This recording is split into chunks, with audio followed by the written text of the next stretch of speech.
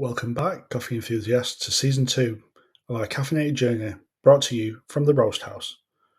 This season, we're diving deeper into the rich tapestry of coffee tales, exploring stories shared by individuals immersed in the captivating world of coffee. Join us as we embark on a global expedition uncovering unique experiences and diverse perspectives that paint the vibrant landscape of the coffee industry. In our debut season, we found our place in the vast coffee world, reaching streams across the globe and earning a stellar 5-star rating across various platforms. Our journey spanned 15 countries from Europe to North and South America, Asia, Oceania, and even reaching one listener in the Isle of Man. Our top streaming countries, the UK, Italy, and US. In this episode, we have a special treat lined up for you. I'll be talking to Fernando of Majestic Coffees from the picturesque landscapes of Huila, Colombia. Get ready to immerse yourself in the aroma, flavours, and cultural heritage as Fernando unveils the captivating tale of coffee from this incredible region. Additionally, in this episode, we'll also be providing you with an overview of Colombia and its coffee heritage as a whole, from its history dating back to the 18th century to its position as the world's third largest coffee producer. We'll unveil the captivating tale of Colombian coffee. Colombian coffee is revered for its rich, full-bodied nature, offering a diverse range of flavours from sweet, nutty and chocolatey to floral, fruity and tropical, varying by region. Introduced around 1723, coffee slowly became a significant export, constituting 50% of Colombia's total exports by 1912. The country's mountainous terrain creates diverse microclimates ideal for cultivating unique Arabica varieties like Typica and Bourbon. Traditional washing methods prevail, with harvests occurring twice a year across different regions. The coffee industry supports around 2 million Colombians, with many small-scale farmers. While Colombia ranks third in global coffee production, challenges like climate change, erosion, and water scarcity persist. The country represents 6% of the global coffee market, housing notable regions like Santander, Nariño, and home of this episode's guest, Huila. Discovering the hidden treasure of coffee cultivation, Huila stands out in the southwest of Colombia. Its remarkable climate, altitude variations, and fertile soil form an ideal haven for cultivating exceptional Arabica beans. Diverse altitudes ranging from 1,200 to 2,000 metres above sea level craft the nuanced flavours that define Huila's coffee. Huila's coffee farmers utilise various processing methods such as wash, natural or honey, shaping the beans' flavours and characteristics. Beyond economics, coffee farming is deeply interwoven into Huila's local culture, sustaining numerous families and communities. Renowned for its balanced acidity, medium body, and its delightful mix of chocolate, fruity, floral, and occasional citrus or nutty undertones, Huila coffee has captured the attention of specialty coffee enthusiasts worldwide. Tourists keen on coffee exploration are welcome with open arms, offering immense farm tours to witness the entire coffee-making journey firsthand. Huila's production of top-quality coffee significantly bolsters Colombia's reputation as a global coffee powerhouse. The region's coffee isn't just a beverage, it's a testament to the rich tapestry of Colombia's coffee culture and an impact on the world stage.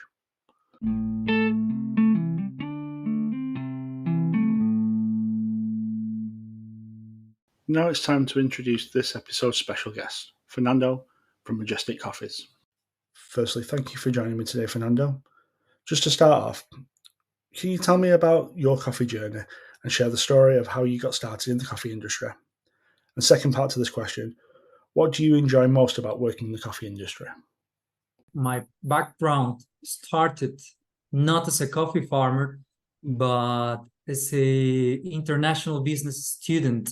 I studied international business in Huila, in the capital city of Huila, which is called Neiva. Okay, Huila is such a small region that produces such a lot of coffee, and Huila has a feature. Huilan coffees are the best in Colombia, and Huila is the largest coffee producer in Colombia. So when I studied international business, within the first semester, we had to study the most exported products from Huila. And of course, after oil, coffee was the second most sold product abroad. Okay, and I knew from the very beginning that coffee from Huila was the best and widely recognized internationally. But the other thing that I realized is that all the coffee quality in Huila is so high. quality of life of coffee producers was super low. So I became interested. I got a lot of interested. I wanted to know what was happening. And after a lot of research and of course visiting coffee farms and talking to coffee experts, I realized and I came to the conclusion that there was a big problem, a serious problem in the coffee chain, in the supply chain of the coffee industry. And that's how I got the interest to get into the coffee industry. One of my college colleagues, friends, he's very intelligent, he's very smart, he was a pretty good student. His name is Juan, and his mother, she's a coffee producer, but she's also a leader. She founded a women's organization that produces amazing coffees in La Plata, Huila. And I started working with them directly in the coffee association. Coffee producers, random average coffee producers in Colombia, they do nothing about coffee, about production costs and about management. They just produce coffee. They don't see coffee farming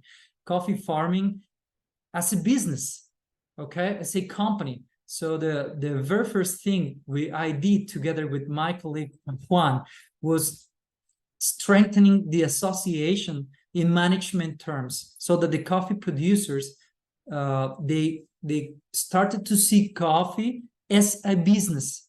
And we did an interesting job with production cost. At that time, we realized I think it was 2010. We realized that the production cost of a carga de café in Colombia, which means 125 kgs of parchment coffee, the production cost was higher than the price.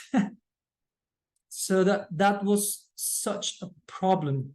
And that's how we started to work in the coffee industry. After that, we did so many things within the different steps in the supply chain, such as producing coffee, selling roasted coffee, exporting coffee, selling coffee machines, being a barista, setting up coffee shops, businesses. We did so many things after that in order to learn about the coffee industry. I'll ask you the rest of that first question. I'm sorry that there was upon a time in which I left the coffee industry and I started working with e-commerce and the technology industry. And then I came back because I realized that coffee was a passion, that I'm really in love with coffee and I want to work with coffee. I want to get up in order to work with coffee. And I go to bed satisfied because I'm working with passion and with a purpose. One of the things that I really enjoy about coffee, and I'm gonna steal this phrase from the book of one of the books of Howard Schultz of Starbucks, is that we are not people working in the coffee industry. We are in the business of people, and our vehicle is coffee. It's all about people. And for me, I really enjoy the people that belongs the coffee industry. I'm talking about coffee farmers, I'm talking about coffee importers, coffee roasters, baristas. They're such amazing people that are in love of the life, in love of the world, in love of arts. I've found a bond between coffee and arts. There are so many baristas that they're artists, that they're musicians, because I see coffee as an art. Okay, I really love people that are part in the coffee industry. I've been part of other industries. I'm actually part nowadays of a different industry that I work on other side. And I treat people that are serious people, that they have obstacles, they have a wall. If you want to talk to them, it's super different. So when I'm involved in that industry, I remember that the coffee industry is where I want to be part. Okay, and adding to that, I have a purpose. The coffee industry is the vehicle to accomplish that purpose. So I'm fulfilled with that. Where do you currently export your coffee, and what are your plans for future locations? To be honest, not yet. Yep. We are aiming to export to basically Asia, Japan, South Korea, China. China, it's a growing market, and Yes. we want to sell to that market. We've sold to Europe. We sell to the United States also, to a few countries in South America. But we are trying to penetrate, to get into the Asian market too. And of course, we've got a long way to grow. We are in that growing stage, but we are currently selling to Europe and the United States. We talked earlier about how you got into the coffee industry. Can you just elaborate on that a little more? Okay, so we gotta take into account that first, that Majestic Coffees, our main source of coffee is the Association of Women. Asmequidad is its name. However, you gotta set the example. I can't go and teach to the coffee farmers if I'm not one. So after thinking a lot, and after getting to know a region at the north of Huila that is called Palermo, I fell in love with one of the villages that belongs to Palermo, to the municipality area that is located at 2,000 meters above sea level, and it's called Las Juntas. After tasting the coffees that were produced there, I thought, my goodness, coffees here are amazing. So we bought a small piece of land, and we just started like that, learning from zero. Because one thing is believing that you're a coffee expert, that you're the guy with the tie that is, I don't know, that is tasting coffee, or is roasting, or is preparing, or is exporting coffee. But you got a different hand that is producing coffee. That's such a challenge. So doing that is amazing. That's amazing. We're learning a lot, and we got a lot of things to learn. We still got a lot of things to learn. But with that piece of land, we want to produce basically specialty coffees that international buyers are looking for. Okay, with the whole traceability, with the participation of the coffee importers, the coffee roasters. One of the things that coffee buyers are looking for is to be part. Okay, so be part, participate, bring out ideas, come to the farm. That's what we want to encourage. But as I told you, Paul, we still have a lot of things to learn. That's a beautiful journey that we just took. What year was Majestic Coffees founded? Okay, we bought that piece of land. It was probably in 2017. Yeah. That would make 7 years, almost 8 years. Wow. So you've come a long way so far then, haven't you? Yeah.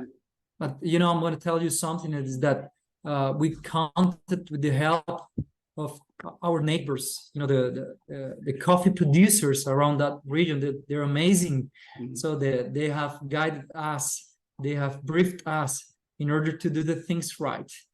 Because lack of knowledge is one of the rules of coffee farmers. There are so many people in the industry, in the fertilizer industry, that they're saying so many things, in order to sell more and all of these stuffs, that you can make many mistakes. Just one more thing I want to tell you about the specific region. Yeah. Huila, although is such a small region, it produces a lot of coffee, right? It's the largest coffee producer in Colombia. But coffees from the south of Huila, they are very famous. Coffees produced at the north of Huila, they're fantastic, but they're not as famous as the coffees from the south. Okay, there's a bit of history, because at the north of Huila, there was a lot of insecurity in the rural areas because of the guerrilla. Okay, so international buyers, they didn't go to the north of Huila. Okay, I'm from the north of Huila, and I know the potential of coffees that are produced at the north of Huila, and we want to encourage and we want to motivate coffee buyers to explore coffees from north of Huila, because I know they're gonna be surprised. Can you share some of your experiences as a coffee farmer in Huila? Okay. I'll rather share you the experiences of the coffee association, because it embraces so many coffee producers, and every single person has a different experience. But I'll be very, very, very honest, and I'm gonna share one of the experiences that we all live in common. Production costs, they're super high. Okay, price is very low. Sometimes price goes up. Okay, and that's good. Those are good times. But then time comes when prices, they go down. Okay, and in that time, life is very difficult to live. Okay, for a coffee producer.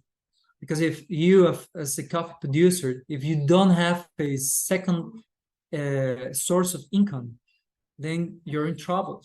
You won't be able to purchase, to buy good food, good meat. You won't be able to buy good meat often, right? You won't be able to go travel to enjoy your holidays.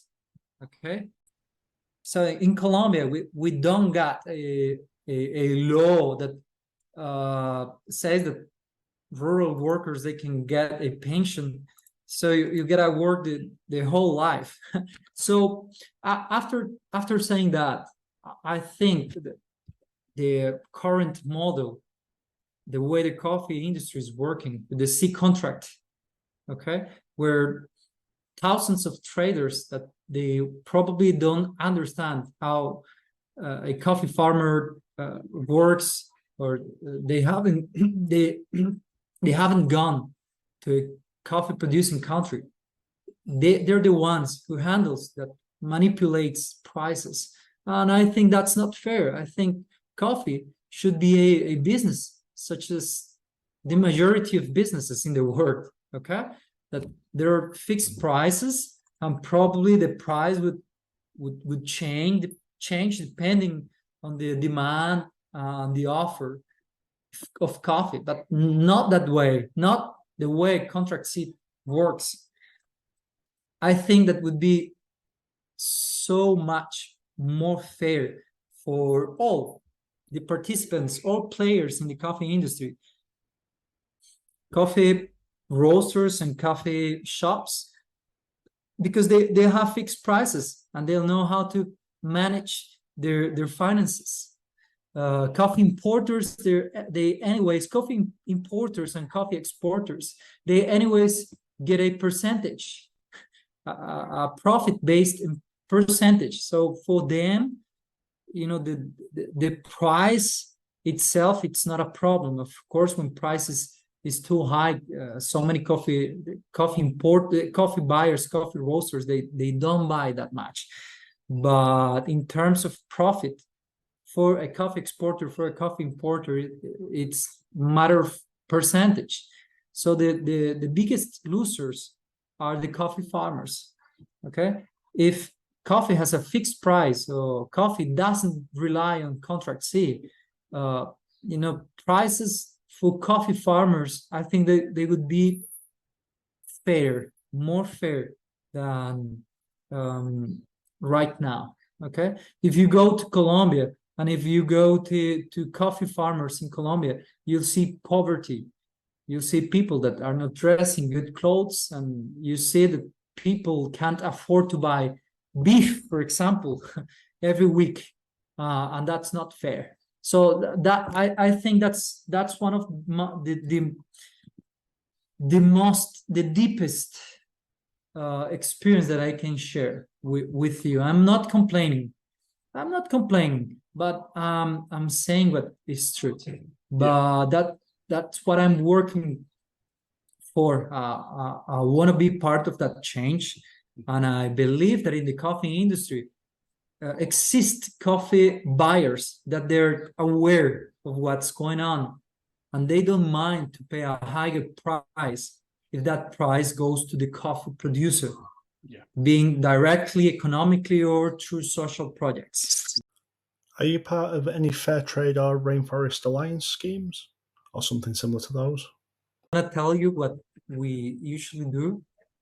Usually in Colombia, since coffee farming is very small, in average, a coffee producer owns 1.6 hectares of land.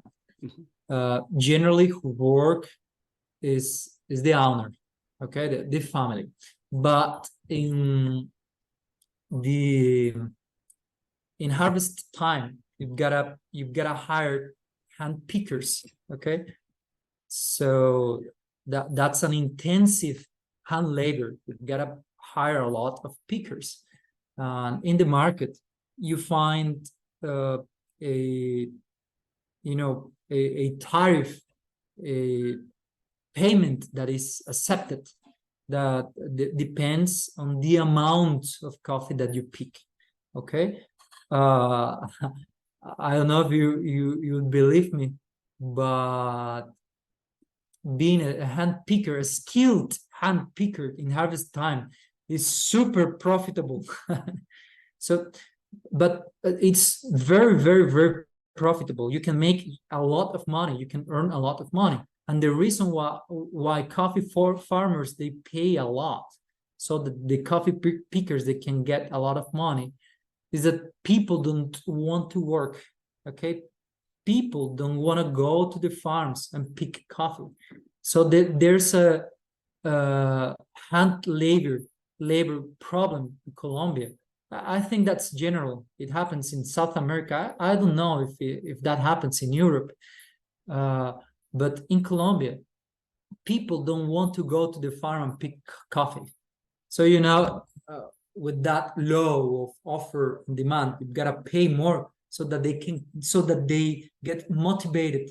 They're encouraged, and they come and pick the coffee. So I think that very same law and that problem that is happening in Colombia ensures that coffee picker, the hand picker, is receiving good money. But I'm gonna tell you, as an exporter,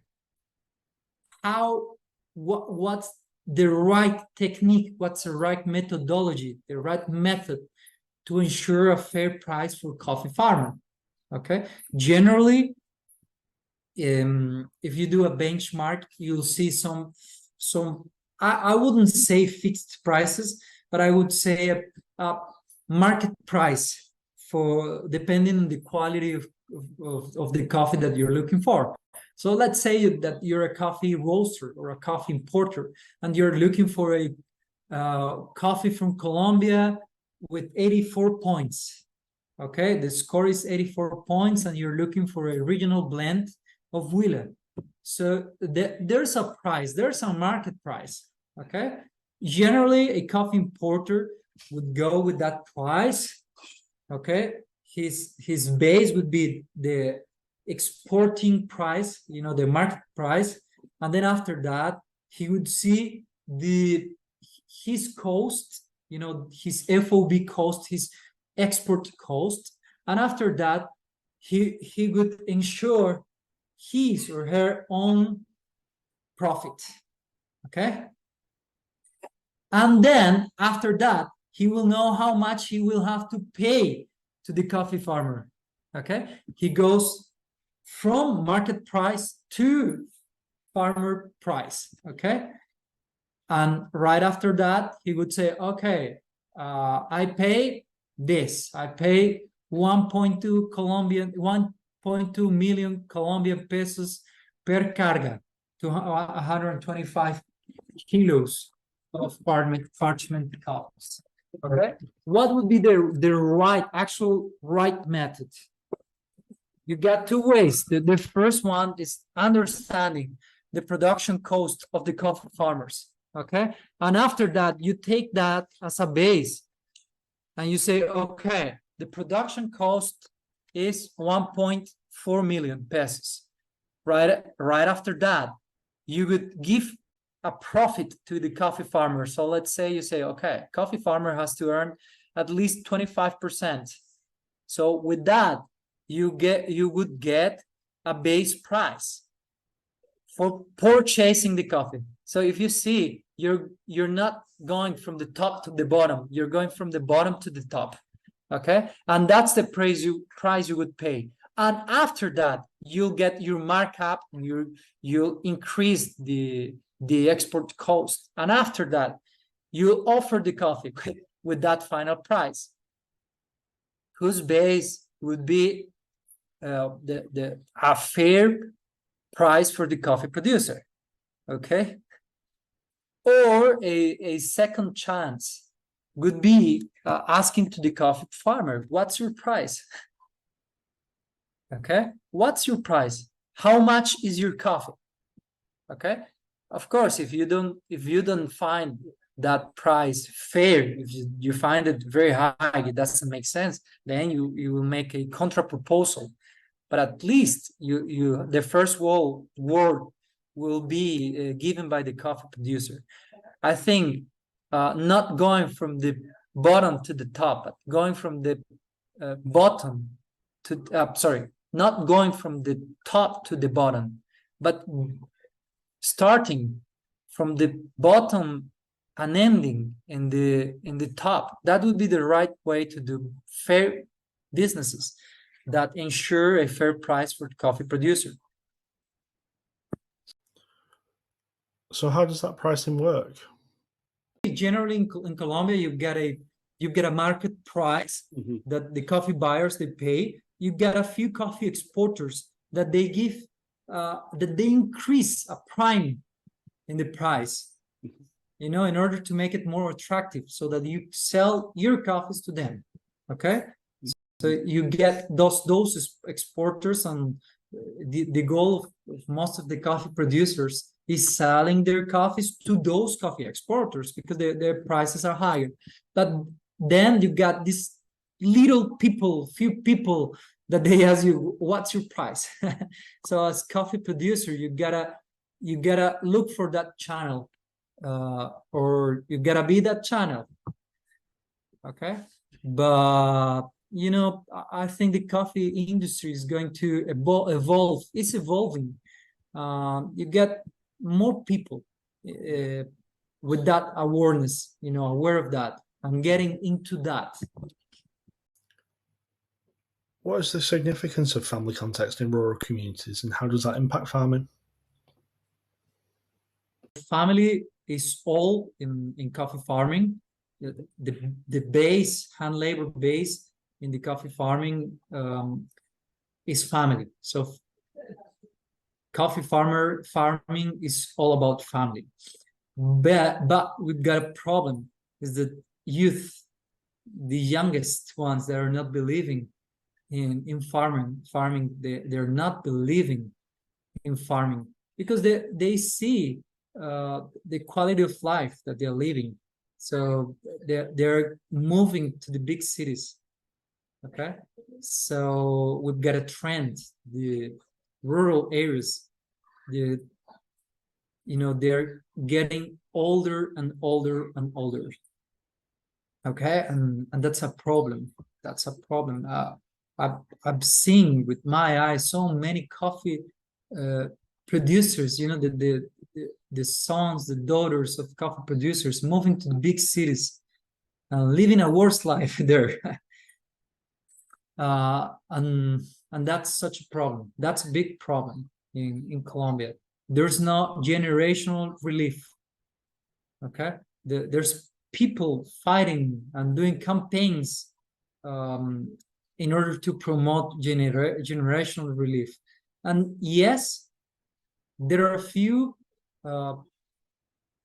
youngsters that they're staying and they're facing the challenges, and they're handing over and they're producing coffees. They stay at the farm. Okay, but the trend that I've seen is that many of these youngsters that they're facing those challenges and decided to stay, they're studying, they're producing better coffees, they're producing specialty coffees and looking for more fair sales channels. Okay, so they're looking for improving the quality of lives. So the youngsters, the young people that are staying, are people that believe that coffee farmer can be a better industry, and they're doing something about it. Okay. Has participating in a fair trade or Rainforest Alliance project affected your farm in any way? I think there's something positive about fair trade, and in general, all seals, organic fair trade seals. I think there's something positive, and is that prices, they're generally higher. Okay, so if you get a seal, if you're certified, you're generally selling your coffee with a higher price. Okay, and I think that's good.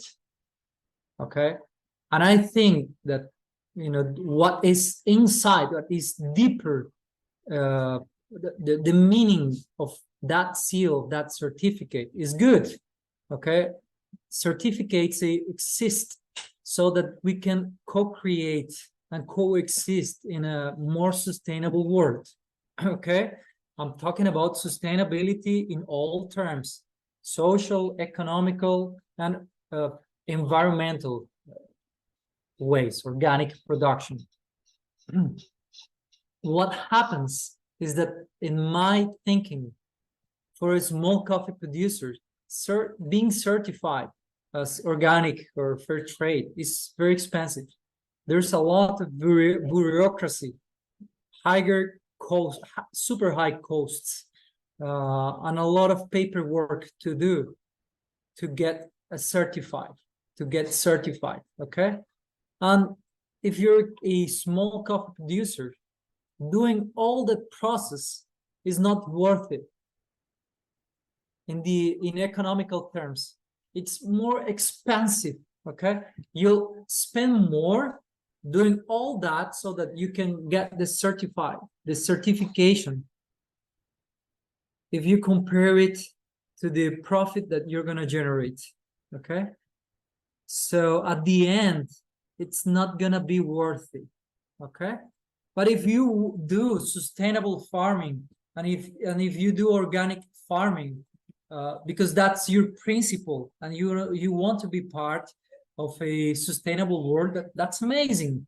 But it doesn't make sense if you're a small producer to go into the certifications. Okay, if you're a big producer, okay, then since you have more lands, probably the total cost will be dissolved, and it will be worth it. It will make sense to get the certification. Okay, I'm gonna tell you the system of Colombia. In Colombia, you get the cooperates. You know corporates, right? So the corporates that they purchase coffee from coffee farmers. So corporates, they get the certifications, they get the certificate, and they certify coffee producers, but on their own. So the coffee producers, they hold the certificate, being part of the corporate, okay? But that coffee that is produced by the coffee farmer, that is certified, can be sold only to the coffee corporate. You can't sell that coffee certified to a third party. So you can't get that benefit, economical benefit of selling the coffee with a prime price. Yeah. You do it just selling it to the corporate. But the reality is that the prime price that corporate offers to the coffee producers is insignificant. Okay? So would you not see any of the benefits? You won't see it. You won't see it. I've actually talked to so many big players, big fishes in the coffee industry, big coffee importers in Europe and in the United States, asking that same question. What's the future of the certificates? What you, as a coffee importer, what do you see? Do you see it feasible? Do you see it actually fair? Will you still working with that? Will you be working with that in the future with certificates? The general response was that the biggest companies, they won't work with certificates. They're starting to work. They're beginning to work with not certificates but patterns. Okay, they'll probably work with internal audits. They'll send auditors to coffee farmers in order to audit following certain patterns, principles, and rules of their own, and seeing if the coffee farms they accomplish those principles and rules.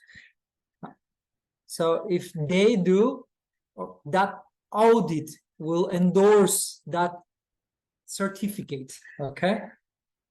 Oh, I understand. I think that actually makes sense, because that will save bureaucracy, paperwork, and cost, higher costs to coffee producers, and that will enhance coffee producers to be part of the sustainable wave. Yeah. Because if they don't do it right now, is because producing sustainable coffees is more expensive, is more difficult, there's less knowledge, and economically it's not worth it. So if it starts to be worth it, I think that will encourage thousands of coffee producers to be part of the sustainable era. So that will be good for the world, that will be good for coffee importers, that will be good for coffee producers. I know from our previous chats that you're a big advocate for equality in the coffee industry. Do you have any advice for consumers who want to support ethically produced coffee and fair pay for women in the coffee farming community? That's a good question, Paul. So first of all, coffee buyers that want to support and empower women, they got to understand how it works, how this system works in Colombia. Okay, there's a lot of sexism, okay, where men is the one that handles money, is the one that owns the money, and is the one that spends the money. Okay, there's a big inequality, economical inequality. Women, they don't have the power, they don't have economical power, they don't have power to spend money, they don't have voice, and they don't have money. Okay, And that's not fair, because women, they work. They work. They don't do anything. They don't do nothing. They go, they work. So they deserve to have money. And for doing that, it's important to encourage women to own their own coffee plantations. That's what Asmekidat did, through social projects, getting funds from the government. We gave coffee plants. Basically, women planted coffee plants in their own lands, owing their own coffee plantations, and therefore getting their own income. And that is empowering women. So when you create a context where rural women can get an income, that itself is empowering women. Second of all, if you pay a fair price to a coffee women, then of course you're giving, you're enhancing, you're encouraging a coffee producer, that woman, you're encouraging her to produce more coffees and to be more professional, to do a more professional work. That's empowering. And of course, as a consequence, you're increasing the quality of life of that woman. Okay, that's really good. Third of all, if you, as coffee buyer, coffee roaster, importer, or coffee shop, if you show what that woman is doing to your clients, then you're empowering. You know how much coffee farmers, they like to see how their faces are shown to the world and their work is shown to the world. That's part of the traceability that actually encourages. That's not economical, that doesn't influence financially, but that encourages, that motivates the coffee producer to keep going, to keep facing those challenges and to keep producing their coffees professionally. I think paying a better price and showing what that woman is doing to your clients, that's interesting. That's empowering. Absolutely. And the ideal would be to have contact. You've got to have contact with that woman, not just with the exporter, not just with me. You've got to have contact with that, with that producer. Sometimes there's a language problem, there's a language wall, but nowadays with Google Translate, you can go through that, and you can communicate. You'll be able to communicate with that person. I can tell you're really passionate about that. What specific initiatives have you implemented on your farm to enable this? In our farm specifically, I would say that in the Asmekidat, in the Women's Association, we've done a few very interesting positive exercises, yet we have a lot of things to do that we still need to implement in order to say that we're actually doing something impactful, positive for women. What have we done? Together with the association, we opened up a coffee shop with the shape of a Shiva. A Shiva is it's a vehicle that transports coffee bags from their villages, from the farms, to the town, to the city. Okay, so we opened up a coffee shop that is called Chiva Cafe at the main park in La Plata, Huila.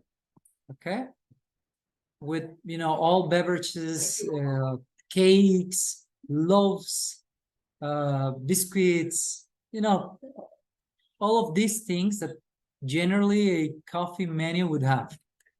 And the baristas, they're 6 of the 30 women that are part of the association. So being helped by Sena, which is a local super nice institute that trains people. They were trained in barista skills, okay? So they are our baristas. They have shifts.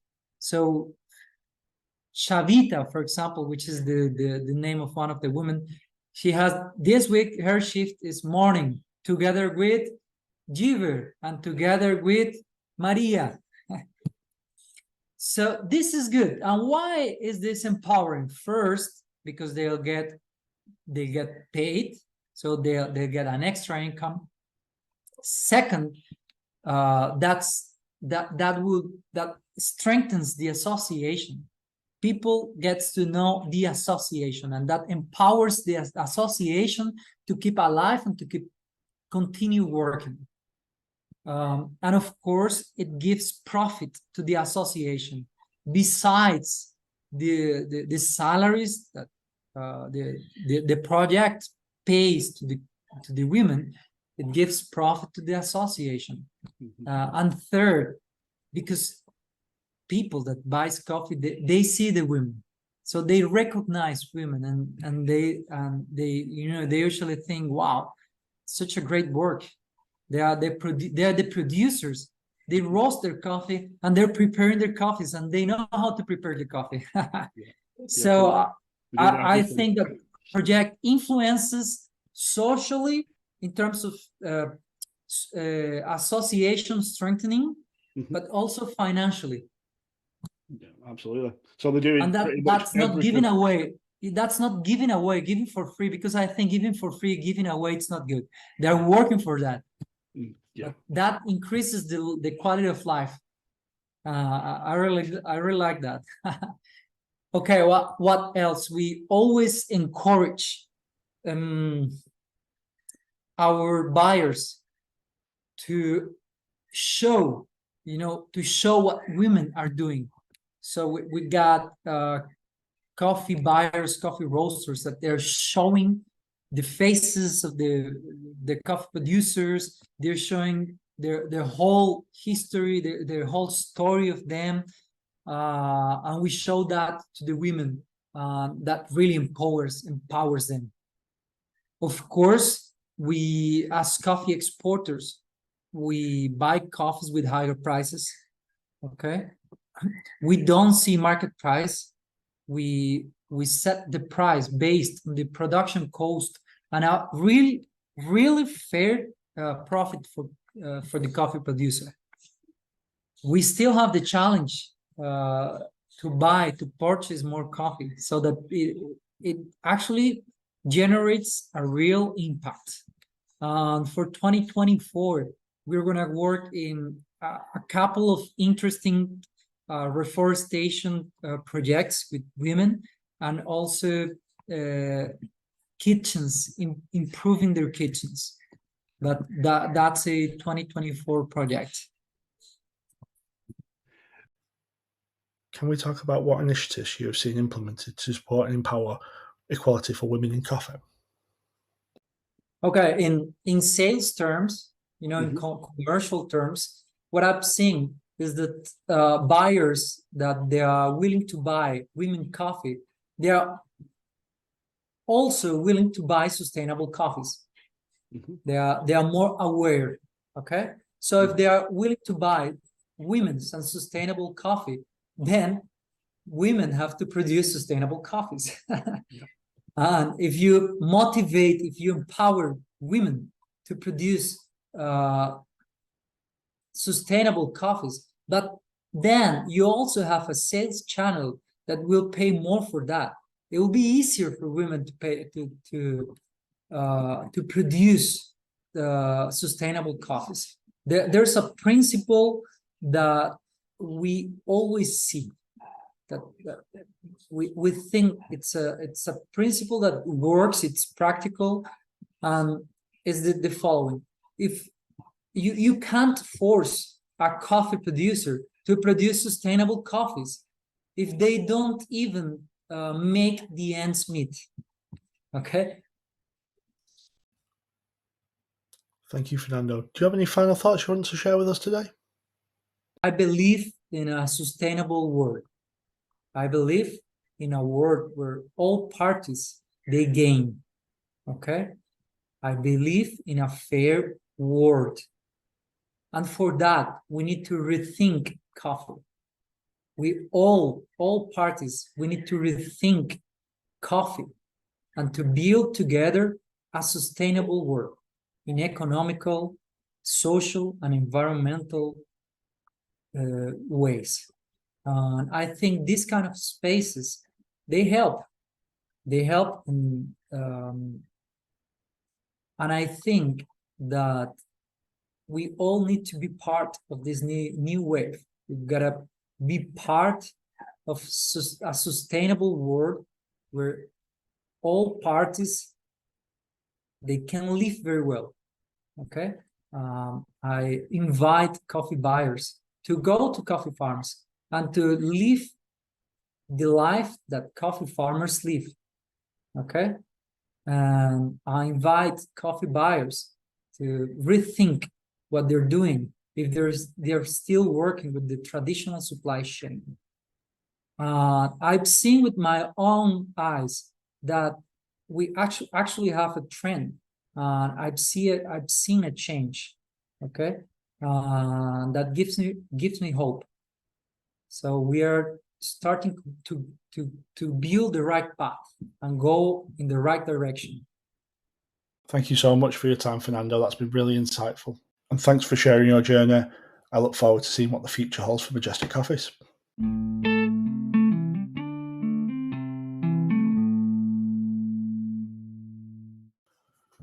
For more information on Majestic Coffees, visit their Instagram page at Majestic Coffees.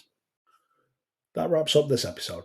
Next time we have Christina from the caffeinator community talking about her time on a coffee farm in Mexico. If you'd like to be a guest on a future episode, please reach out. But until then, thank you for listening, and this has been From the Roast House with Paul Burns.